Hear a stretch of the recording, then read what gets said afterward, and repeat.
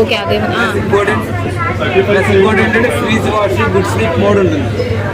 Good sleep mode అంటే ఏంటంటే first మనం నైట్ టైం పడుకునేటప్పుడు గుడ్ స్లీప్ మోడ్ ఆన్ చేసాం అనుకోండి, దీనికి అనుకోండి రూమ్ తొందరగా కూల్ అవ్వాలంటే 20 వాట్ ఎవర్ ఎంత పెట్టో తెలియదు.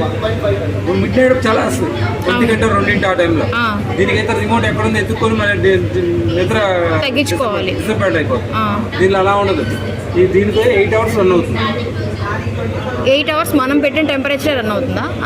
గుడ్ స్లీప్ మోడ్ ఆన్ చేసుకుంటే ఇది 8 అవర్స్ రన్ అవుతుంది. ఫస్ట్ 4 అవర్స్ మనం పెట్టిన టెంపరేచర్ రన్ అవుతుంది.